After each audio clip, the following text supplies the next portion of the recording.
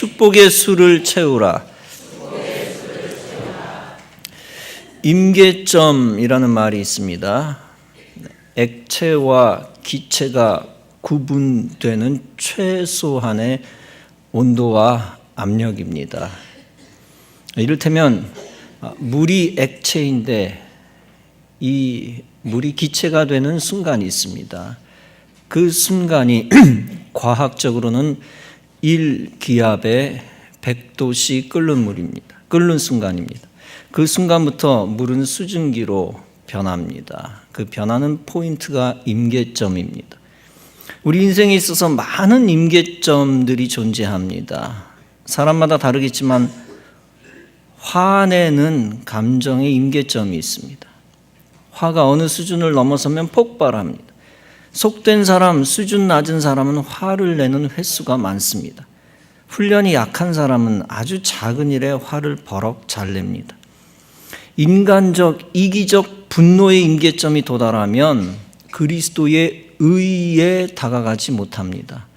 그 임계점은 하나님의 뜻이라기보다는 자기 의지, 자기 생각, 자기 감정에 따른 것입니다. 반대로 하나님의 축복을 얻기 시작하는 또 다른 차원의 영적 임계점이 있습니다. 그것은 다름 아니라 하나님이 정하신 축복의 약속을 받을 만한 순종의 횟수입니다. 순종의 정도다. 다시 말하면 축복의 열매를 얻기 위한 최소한의 순종 횟수입니다. 그 순종 횟수를 영적 축복을 위한 임계점이라고 할 수 있습니다. 바로 본문은 그 영적 축복을 위한 임계점의 중요한 사례입니다. 이스라엘 백성들은 건너는 것이 불가능해 보였던 요단강을 건넙니다. 그들은 가나안 땅에 들어가기에 앞서 40년 만에 할례를 행했습니다. 그것을 통해 그들은 하나님의 자녀라는 정체성을 다시 확인했습니다. 그리고 그들은 유월절을 지킴으로 40년 전에 출애굽 당시의 상황을 기억했습니다. 특별히 그 당시 하나님이 과거에 주신 약속의 말씀을 다시 떠올렸습니다. 이제 그들은 가나안 땅에 들어서면서 그 약속의 말씀이 점점 눈앞에 다가오는 것을 느끼기 시작했습니다. 여리고 성읍은 알아차렸습니다. 이스라엘의 신 여호와 하나님이 그동안 이스라엘 백성들에게 기적을 주셨구나. 하나님께서 이스라엘을 애굽의 노예 생활에서 해방시켜 주신 것을 알았습니다.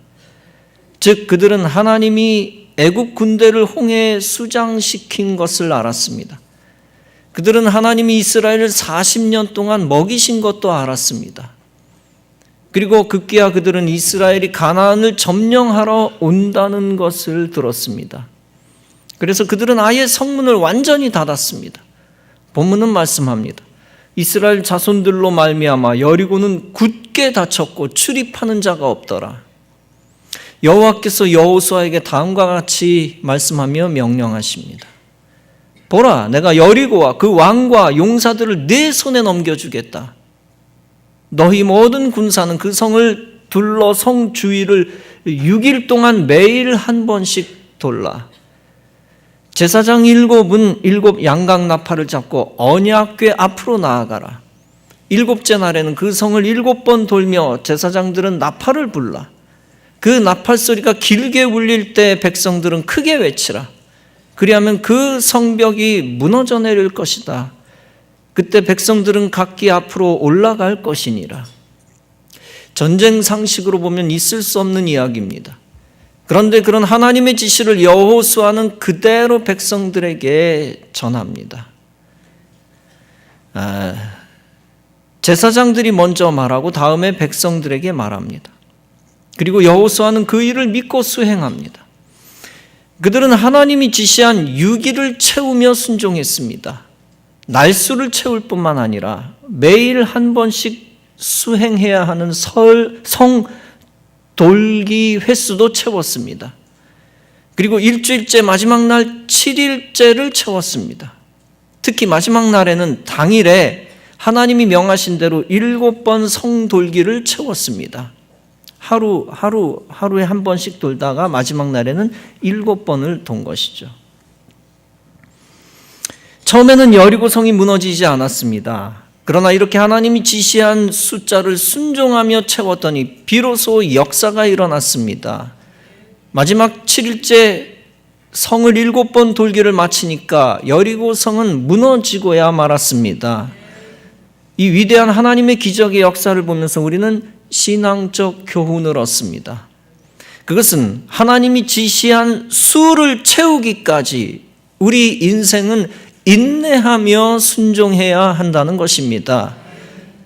그들이 여리고성을 돌 때 6일째가 되었을 때쯤 불평하면서 중단했다면 어떻게 되었을까요? 그러면 6일 동안 수고한 것이 헛수고가 되었을 것입니다. 더 나아가 마지막 7일째 당일 6번 성을 돌다가 하나님을 원망하며 중단했다면 어떻게 되었을까요? 역시 아무 일도 일어나지 않았을 것입니다. 오직 마지막 날까지 날수를 채울 때야 기적이 일어날 수 있었습니다. 그뿐 아니라 동시에 마지막 날 7번째까지 성돌기 숫자를 채울 때야 기적이 일어날 수 있었습니다. 여기서 중요한 것은 하나님이 지시한 날짜와 하나님이 지시한 횟수입니다. 7번, 7번이라고 하는 숫자는 성경에 자주 나오는데 축복의 수를 상징합니다. 하나님이 일부러 정하신 7번째 날과 7번째 수를 채우는 것이 축복받는 지름길이었습니다. 그 외 다른 방법은 전혀 없었습니다. 많은 사람들이 6일을 마치고도 마지막 7일에 해야 할 일을 하지 않고 포기합니다. 그러다 아무런 하나님의 역사를 보지 못합니다. 여러분, 1일부터 6일이란 아무 일도 일어나지 않는 시간입니다. 그러나 의미 없는 시간은 아니죠. 거룩한 축복의 에너지를 채우는 시간이죠. 1일부터 6일이란 하나님이 죽은 것 같은 시간입니다. 좋아지는 기미가 전혀 보이지 않는 기간입니다. 시간만 낭비한 것 같은 기간입니다. 6일 동안 성벽에 금이 가지도 않았고 돌가루가 흘러내리지도 않았습니다. 물론 우르릉거리는 소리조차 전혀 들리지 않았습니다. 그 순간이 불신앙이 싹 트는 시간입니다. 하나님은 큰 역사를 일으키실 때 일반적으로 징조를 보이시는 하나님입니다. 그러나 6일 동안 순종할 때 그들 입장에서는 아무런 승리의 징조도 보지 못했습니다. 그러므로 승리의 징조조차 없다는 것을 알았을 때 그들은 이렇게 말할 수도 있었습니다. 하나님, 정말 최선을 다해 6일까지 달려왔는데 아무런 징조가 보이지 않는군요. 징조를 보이시고 역사하는 것이 하나님의 방법 아니었습니까? 그런데 손바닥만한 징조도 안 주시니 우리가 포기하는 것이 오히려 신앙적인 게 아닙니까? 난공불락의 요새는 어제나 오늘이나 동일합니다. 적들에게 한심한 행동처럼 보이니 적들이 우리와 하나님을 우습게 보고 욕할 것입니다. 이제 우리는 이런 행동을 그만두려 합니다. 이것은 아무리 생각해도 더 이상 아닌 것 같습니다. 이제 다른 방법을 주시면 그때 다시 순종하겠습니다. 그러나 여러분, 과연 하나님의 징조는 전혀 없었던 것일까요? 그렇지 않습니다. 하나님은 여리고성과의 싸움에서 승리 주실 것을 이미 광야에서 징조로 보여주신 바 있습니다. 10가지 재앙 자체가 징조였고 홍해를 건넌 사건 자체가 징조였습니다. 불기둥과 구름기둥과 만나와 메추라기 사건 자체가 징조였습니다. 반석에서 물이 나게 하신 것과 헤스본과의 싸움에서 이긴 것이 징조였습니다. 여리고 점령 직전 다른 곳에서 야셀과 바산을 이긴 것이 징조였습니다. 그리고 요단강을 건넌 것이 징조였습니다. 이렇게 하나님은 출애굽 이후 이미 많은 징조를 주신 것입니다. 다시 말하면 그들이 여리고에 도달하기 전에 이미 승리의 징조들이 많았습니다. 즉 이스라엘 백성들이 광야 생활을 하는 동안 입었던 은혜 자체가 많았습니다. 그 모든 은혜들이 다 승리의 징조였다는 얘기입니다. 그러므로 여리고를 도는 동안 징조 타령하는 것은 이미 온당치 못한 것입니다. 즉 여리고 정복에 있어서 그들은 징조가 없어도 불안해할 필요가 없었습니다. 그리고 여리고를 도는 동안 그들에게 세세한 징조가 필요하지 않았습니다. 하나님이 정한 날짜와 숫자 안에 추가적 징조가 필요하지도 않았습니다. 오히려 하나님의 뜻은 코앞에 징조가 없어도 이스라엘 백성들이 순종하는 것이었습니다. 하나님의 뜻은 그들이 징조를 당장 발견하지 못해도 명령에 순종하는 것이었습니다. 여리고성을 도는 동안 사실 그들 눈앞에 승리의 증거가 잘 안 보였습니다. 그래서 현실적으로는 그들이 6일 지나고 심지어 7일째가 되어도 불안했습니다. 그런 상황에서 여전히 그들을 향한 하나님의 뜻이 있었습니다. 그것은 불안한 현실을 뛰어넘는 그들의 믿음과 순종이었습니다. 앞이 보이지 않는 현실에서도 하나님이 주신 그 날짜와 수를 채우는 것이었습니다. 그리고 여리고성 정복에 있어서는 점진적인 정복이 아니라 한순간의 정복이었습니다. 그것이 하나님의 뜻이었습니다. 그러므로 중요한 것은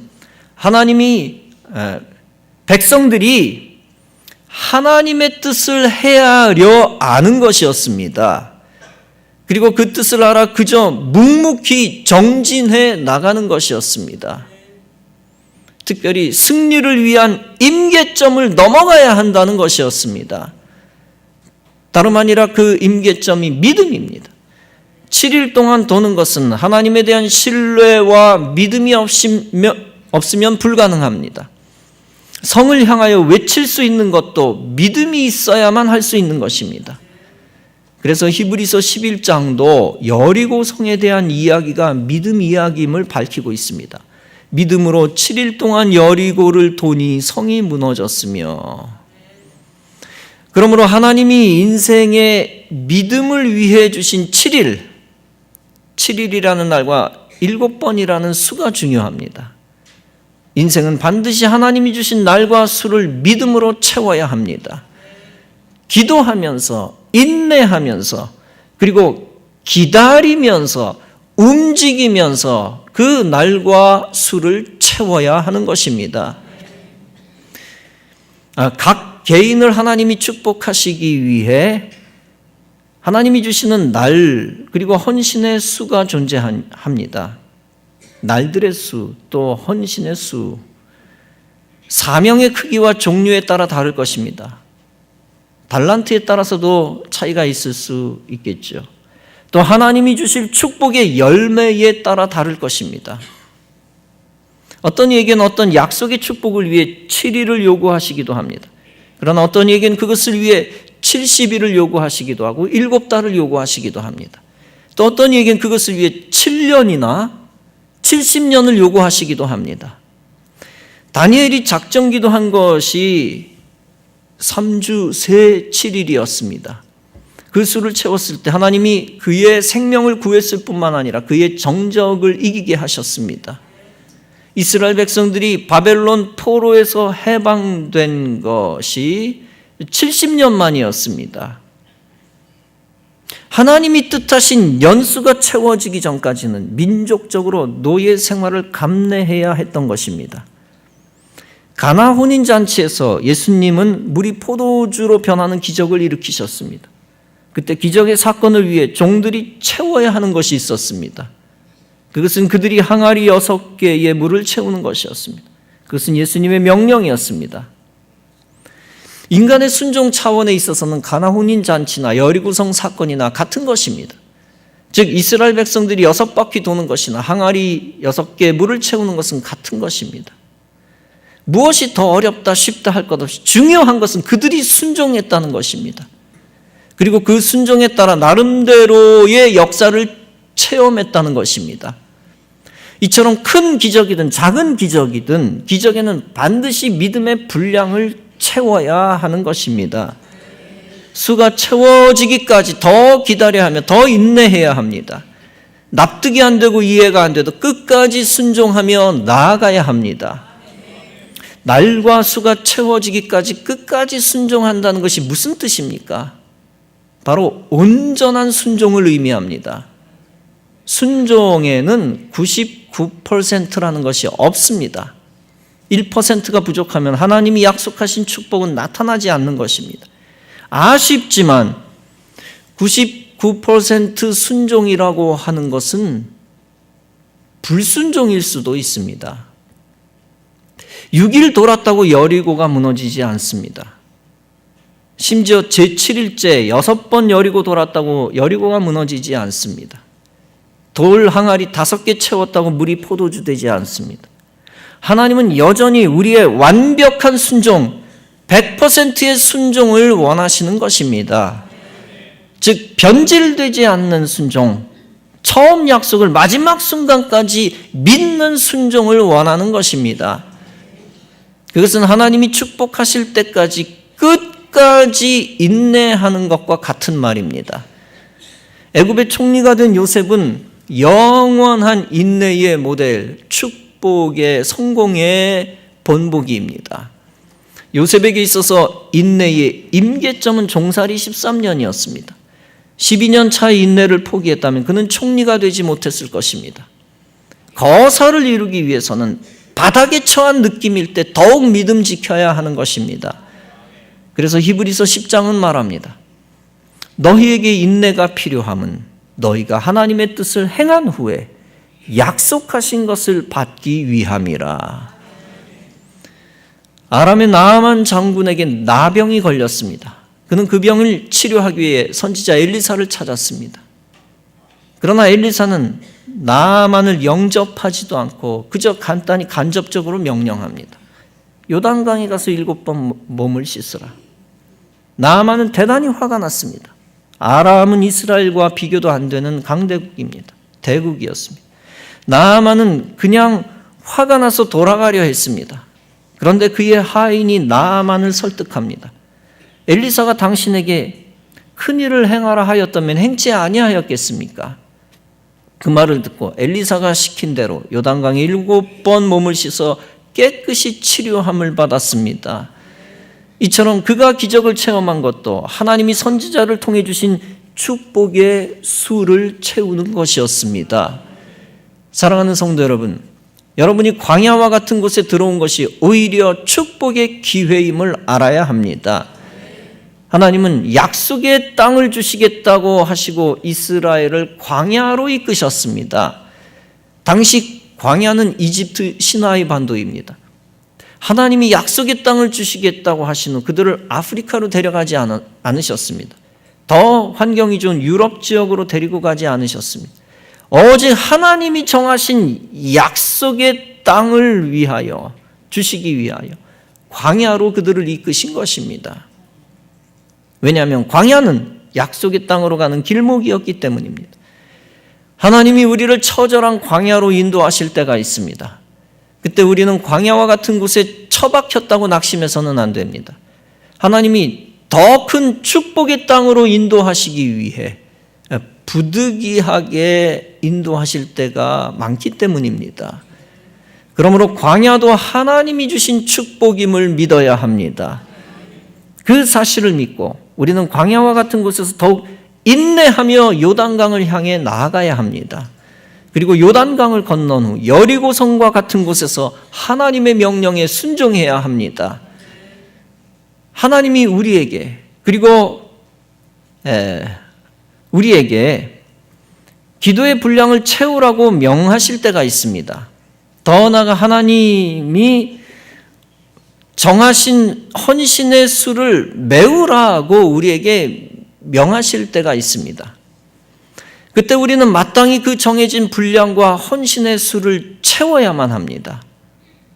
정해진 연수를 채우지 않고 진급하려 해서는 안 됩니다. 정해진 새벽 예배를 채우지 않고 큰 교회 사명을 감당하려 해서는 안 됩니다. 교사나 성가대나 기타 봉사의 횟수를 채우지 않고 인정받으려 해서는 안 됩니다. 선교회장이나 속장이나 지역장 등의 복무 횟수를 채우지 않고 무조건 축복받으려 해서는 안 됩니다. 특별히 순종의 횟수를 채워나가야 합니다. 순종의 정도가 임계점에 도달해야 합니다.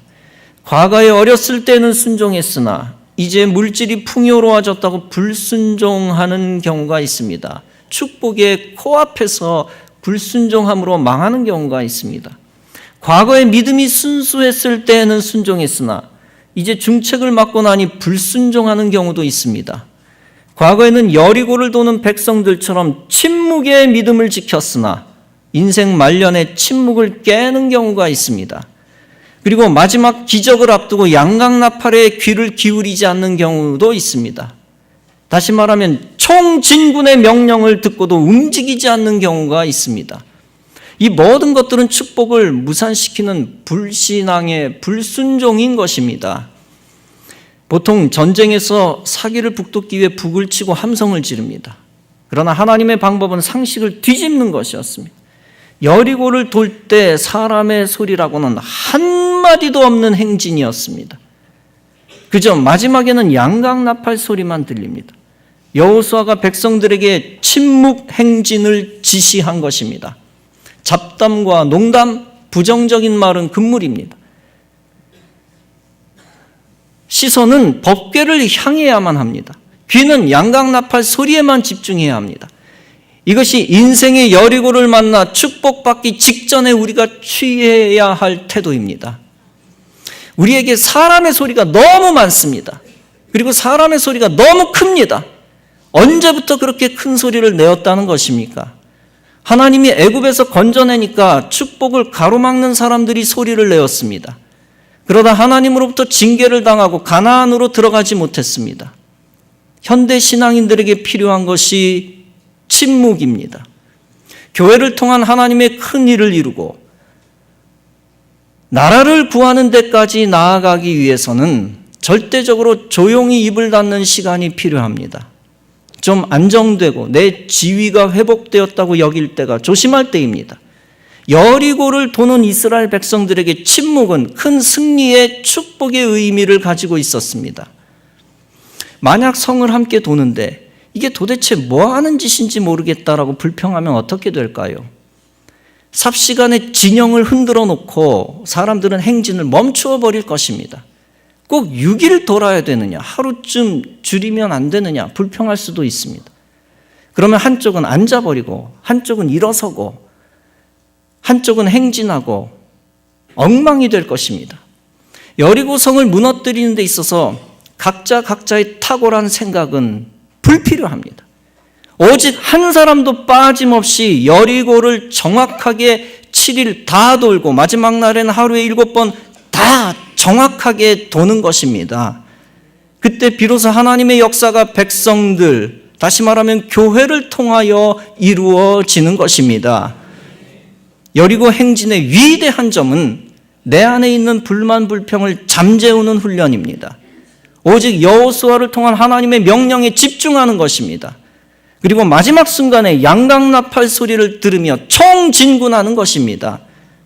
하나님이 신앙 공동체 교회를 통하여 하자고 하는 데는 다 동참해야 합니다. 그것이 믿음을 키우는 길이요 가정과 후손이 복을 받는 길입니다. 사랑하는 성도 여러분, 세상의 소리에 귀를 기울이지 마시기 바랍니다. 여리고 사람의 비난의 소리에도 귀를 기울이지 마시기 바랍니다. 오직 하나님이 교회를 통하여 명하신 것에 따라 침묵하다가 교회를 통하여 주시는 하늘의 음성에 귀를 기울이시기 바랍니다. 끝까지 기도하고 인내하며 헌신의 분량과 숫자를 채우다가 나팔 소리를 듣고 함성을 지를 준비를 하시기 바랍니다. 그래서 하나님이 정하신 거룩한 타이밍에 따라 하나님 축복을 유업으로 얻으시기 바랍니다. 이와 같이 준비되고 순종하는 심령 가운데 하나님이 주시는 축복을 다 받으시는 성도 여러분 다 되어지시기를 주님의 이름으로 축원합니다.